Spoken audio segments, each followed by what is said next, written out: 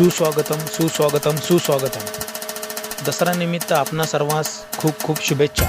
सालाबादप्रमाणे दसऱ्यानिमित्त रावण दहनाचा कार्यक्रम आयोजित केला जात आहे. वार शनिवार दिनांक 12 ऑक्टोबर 2024, वेळ संध्याकाळी 7 वाजता.